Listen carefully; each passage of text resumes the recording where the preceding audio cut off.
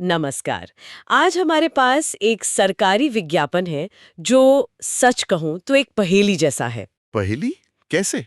देखिए, एक तरफ सरकार की एक बहुत बड़ी योजना है, पीएम श्री योजना। हाँ, जो स्कूलों में कला और संगीत को बढ़ावा देने की बात करती है। बिल्कुल। और दूसरी तरफ उसी योजना के तहत संगीत शिक्षक की ये नौकरी है, जिसमें मानदेय है 10,000 रुपए और शर्तें ऐसी ऐसी हैं कि कोई भी दोबारा सोचने पर मजबूर हो जाए। हाँ, और यही विरोधाभास इस दस्तावेज को इतना दिलचस्प बनाता है। ये सिर्फ एक नौकरी का विज्ञापन नहीं है। सही कहा। ये समझने का एक मौका है कि बड़ी-बड़ी योजनाओं की जमीनी हकीकत क्या होती है।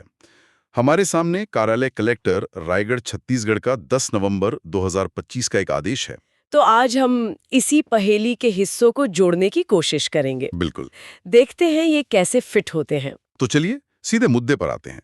ये पीएम श्री स्कूलों में 14 संगीत शिक्षकों की भर्ती है, लेकिन इसमें दो बातें हैं जो तुरंत ध्यान खींचती हैं। पहली, वेतन सिर्फ 10,000 रुपए प्रति माह। और दूसरी, ये नौकरी पूरी तरह से अस्थायी है। मुझे लगता है यहीं से इस दस्तावेज की असल कहानी शुरू होती है। और ये 10,000 भी ये समझना जरूरी है कि ये एक निश्चित मानदेय है, मतलब फिक्स्ड रिम्यूनरेशन। वेतनमान नहीं है। नहीं, ये कोई पे स्केल नहीं है। इसका मतलब है कि इसमें कोई महंगाई भत्ता, कोई इंक्रीमेंट या दूसरे फायदे शामिल नहीं है।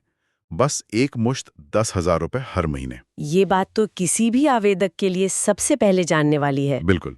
10,000 रुपए प्रति माह एक शिक्षक के लिए, वो भी जो बच्चों को संगीत सिखाएगा। रायगढ़ जैसे शहर में आज के समय में इस राशि में गुजारा करना, खैर ये तो एक अलग ही बहस है। हाँ, ये अपने आप में एक चुनौती है। तो कुल 14 पद हैं। इनका वर्गीकरण कैसे किया गया है? वर्गीकरण तो काफी मानक है, जैसा सरकारी नौकरियों में होता है।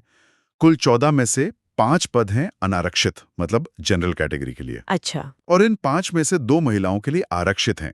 फिर 5 पद अनुसूचित जाति यानी एससी के लिए, और यहाँ भी 2 पद महिलाओं के लिए रखे गए हैं। और एसटी के लिए? अनुसूचित जनजाति यानी एसटी के लिए 2 पद हैं, जिसमें से 1 पद महिला के लिए है। और अन्य पिछड़ा वर्ग ओबीसी? उनके लिए भी 2 पद हैं। पर यहाँ दस्तावेज की भाषा थोड़ी कंफ्यूज कर सकती है। कैसे? उसमें लिखा है कि ये पद अनारक्षित हैं। इसका मतलब ये नहीं है कि ये जनरल कैटेगरी के लिए खुल गए हैं। अच्छा, तो फिर? इसका मतलब सिर्फ ये है कि इन 2 ओबीसी पदों के अंदर महिलाओं के लिए अलग से आरक्षण लागू नहीं है, जैसा कि जनरल और एससी श्रेणियों में था। ये पद रहेंगे ओबीसी उम्मीदवारों के लिए ही। अच्छा, तो ये स्पष्ट करना जरूरी था। मतलब कुल 14 में से 5 पद महिलाओं के लिए आरक्षित हैं। हाँ, जो लगभग 35% होता है। तो अब सवाल ये है कि इन पदों के लिए कौन आवेदन कर सकता है? योग्यता क्या रखी गई है? योग्यता बहुत सीधी सादी रखी है। उम्मीदवार को किसी मान्यता प्राप्त बोर्ड से हायर सेकेंडरी यानी 12वीं पास होना चाहिए। और साथ में संगीत में कोई डिग्री, डिप्लोमा या फिर कोई प्रमाण पत्र होना अनिवार्य है। और चयन का तरीका क्या होगा? कोई परीक्षा, इंटरव्यू? नहीं, कुछ नहीं। चयन सिर्फ अकादमिक मेरिट के आधार पर होगा। कोई इंटरव्यू या प्रैक्टिकल परीक्षा नहीं। ये तो एक तरह से पारदर्शी लगता है ना? हाँ, पारदर्शी तो है, लेकिन इसमें एक कमी भी है। क्या? संगीत जैसा विषय जो एक कला है, उसमें सिर्फ कागजी डिग्री के नंबरों से किसी की प्रतिभा का आकलन कैसे हो सकता है? ये तो बहुत बड़ा और जायज सवाल है। बिल्कुल। प्रशासनिक नजरिए से देखें तो ये प्रक्रिया सबसे आसान है, सबसे तेज, और इसमें विवादों की गुंजाइश भी कम होती है। पक्षपात का डर नहीं रहता। हाँ, लेकिन कला के नजरिए से ये पूरी तरह से अपर्याप्त है। हो सकता है कोई बहुत प्रतिभाशाली संगीतकार हो, लेकिन उसके अकादमिक अंक उतने अच्छे ना हों। मतलब ये सिस्टम की प्रक्रिया उन्मुख सोच को दिखाता है, न कि कलात्मक योग्यता को प्राथमिकता देने की। सही पकड़ा। सिस्टम अपनी सहूलियत देख रहा है, विषय की जरूरत नहीं। उम्र सीमा की बात करें तो 1 जुलाई 2025 को न्यूनतम 21 और अधिकतम 40 वर्ष। ये तो एक अच्छी ऊपरी आयु सीमा है। हाँ, 40 साल काफी है। और इसमें भी जो आरक्षित वर्ग हैं, एससी, एसटी और ओबीसी, उनके उम्मीदवारों को सरकारी नियमों के हिसाब से छूट मिलेगी। अच्छा। तो असल में ये 40 वर्ष की ऊपरी सीमा कुछ उम्मीदवारों के लिए 45 या उससे भी ज्यादा हो सकती है। ये अच्छी बात है। तो योग्यता सीधी है, 12वीं पास और संगीत का कोई डिप्लोमा। हाँ, यहाँ तक तो लगता है कि कई प्रतिभाशाली युवा आवेदन कर सकते हैं। हाँ बिल्कुल। लेकिन असली चुनौती तब शुरू होती है जब हम नौकरी की शर्तों पर आते हैं। यहीं पर इस दस्तावेज की असल परतें खलती हैं। यहीं पर ये विज्ञापन एक साधारण नौकरी से कहीं ज्यादा बन जाता है। सबसे पहली और सबसे कठोर शर्त है शर्त नंबर 3। क्या कहती है वो? उसमें साफ लिखा है कि ये नियुक्ति पूर्णतः अस्थायी है ठीक है। और उम्मीदवार के काम के आधार पर 1 महीने का नोटिस देकर बिना कोई कारण बताए सेवा समाप्त की जा सकती है। बिना कोई कारण बताएं, ये 3 शब्द बहुत मायने रखते हैं। बहुत ज्यादा। इसका मतलब है कि नौकरी की सुरक्षा, जॉब सिक्योरिटी शून्य है। बिल्कुल। और शर्त नंबर 1 इसे और भी पुख्ता करती है।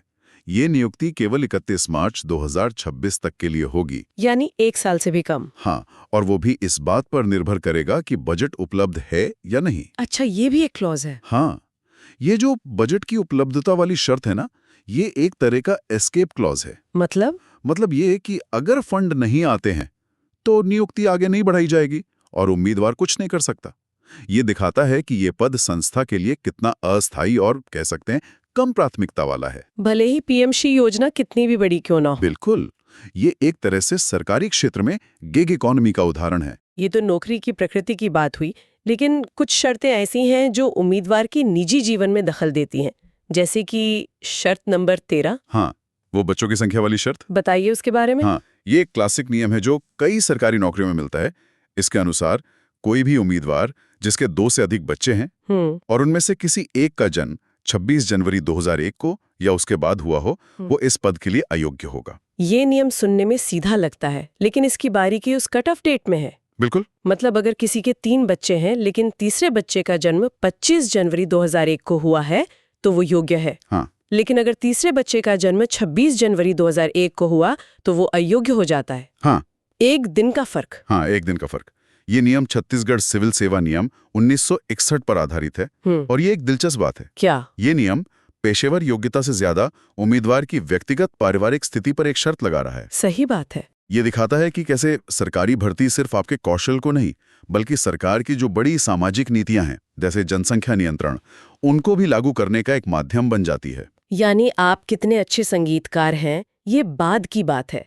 पहले ये देखा जाएगा कि आपके परिवार नियोजन का फैसला सरकारी नीति के हिसाब से है या नहीं। कुछ ऐसा ही। इसी तरह की एक और व्यक्तिगत शर्त है, शर्त नंबर 12, जो शादी की उम्र से जुड़ी है। हाँ। वो कहती है कि जो उम्मीदवार शादी के लिए जो तय न्यूनतम कानूनी उम्र है, उससे पहले शादी कर लेता है, वो नियुक्ति के लिए पात्र नहीं होगा। सामाजिक नजरिए से देखें तो ये बाल विवाह को रोकने के लिए एक अच्छा कदम है। हाँ, ये तो सकारात्मक है, लेकिन जब इसे 2 बच्चों वाले नियम के साथ रखकर देखते हैं तो एक पैटर्न नजर आता है कि राज्य कर्मचारी के निजी जीवन को भी रेगुलेट कर रहा है। बिल्कुल। और इन सब शर्तों के बाद आती है शर्त नंबर 9, जो मुझे सबसे ज्यादा चौंकाने वाली लगी। कौन सी? ये कहती है कि अगर किसी उम्मीदवार को अनुभव के आधार पर काम के लिए अयोग्य पाया जाता है तो वो इस फैसले के खिलाफ अदालत में नहीं जा सकता। हाँ, ये क्लॉज बहुत कठोर है ना? ये शक्ति के संतुलन को पूरी तरह से नियोक्ता के पक्ष में झुका देता है। इसका मतलब है कि अगर किसी शिक्षक को बिना किसी ठोस कारण के भी अयोग्य करार दे दिया जाए तो उसके पास कोई कानूनी रास्ता नहीं बचेगा। ये तो एक तरह से उम्मीदवार से उसके कानूनी अधिकार छीनने जैसा है। कह सकते हैं। ये बहुत ही एक तरफा शर्त है। और इन सभी शर्तों को कानूनी रूप से लागू करने के लिए शर्त नंबर 8 के अनुसार चुने गए उम्मीदवार को एक अनुबंध पर हस्ताक्षर करना होगा। हाँ, एक कॉन्ट्रैक्ट साइन करना होगा। तो आप सिर्फ नौकरी नहीं कर रहे, आप एक कानूनी अनुबंध में बंध रहे हैं जिसमें आपने अपने कुछ अधिकार पहले ही छोड़ दिए हैं। इन सभी शर्तों को एक साथ देखने पर एक तस्वीर उभरती है। ये नौकरी उन लोगों के लिए है जो बेहद कम वेतन पर बिना किसी नौकरी की सुरक्षा के काम करने को तैयार है और साथ ही अपनी व्यक्तिगत और कानूनी स्वतंत्रता पर भी समझौता करने को राजी हैं। बिल्कुल। ये सवाल खड़ा करता है कि इस तरह की शर्तों के साथ किस तरह की प्रतिभा आकर्षित होगी। मान लीजिए कोई इन सभी शर्तों को पूरा करता है और फिर भी आवेदन करना चाहता है, तो उसके लिए प्रक्रिया क्या है? प्रक्रिया भी उतनी ही सख्त है जितनी शर्तें हैं। अच्छा। आवेदन एक निर्धारित प्रारूप में ही जमा करना होगा।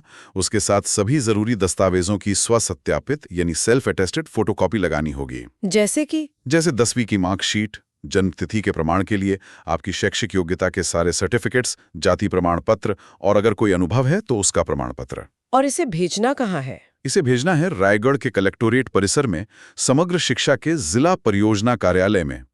पता काफी लंबा है, इसलिए उसे ध्यान से नोट करना होगा। लेकिन भेजने के तरीके को लेकर भी एक खास हिदायत है। हाँ, और ये बहुत महत्वपूर्ण है। शर्त नंबर 21। क्या है वो? आवेदन केवल रजिस्टर्ड पोस्ट या स्पीड पोस्ट के माध्यम से ही स्वीकार किए जाएंगे। मतलब हाथ से जमा नहीं कर सकते? नहीं, आप व्यक्तिगत रूप से जाकर या किसी प्राइवेट कुरियर से इसे जमा नहीं कर सकते।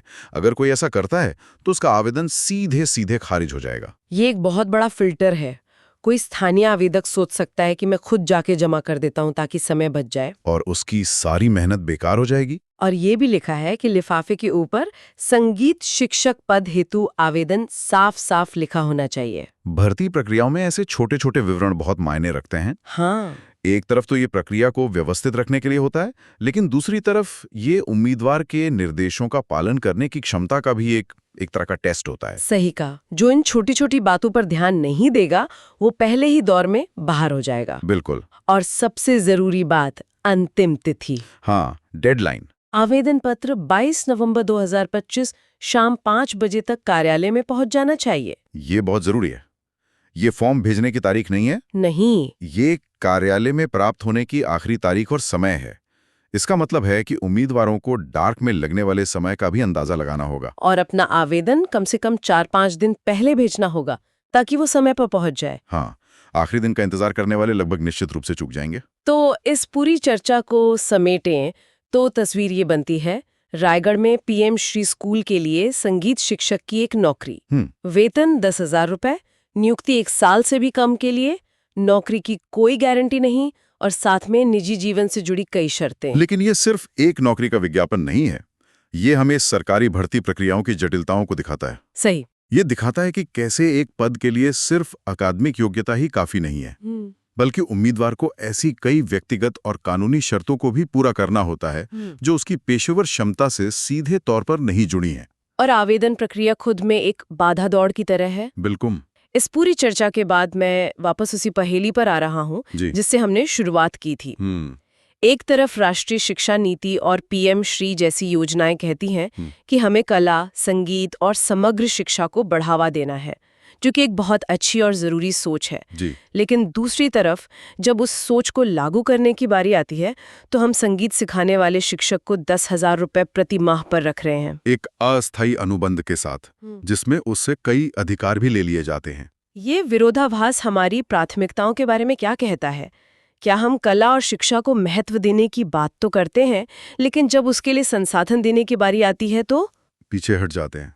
इस पूरी पड़ताल के बाद एक सवाल मन में उठता है, क्या यह व्यवस्था अनजाने में ये संदेश दे रही है कि संगीत और कला जैसे विषय मुख्य विषयों की तरह महत्वपूर्ण नहीं है और इसलिए उनके शिक्षकों को स्थायी और सम्मानजनक वेतन की जरूरत नहीं है? ये सोचने वाली बात है, क्योंकि एक स्कूल का स्तर केवल उसकी इमारत से नहीं बल्कि उसके शिक्षकों की गुणवत्ता और उनके मनोबल से तय होता है। बिल्कुल सही कहा। और जब हम शिक्षकों को इस तरह की असुरक्षित और कम वेतन वाली नौकरियां देंगे तो हम शिक्षा की गुणवत्ता के साथ कैसा समझौता कर रहे हैं?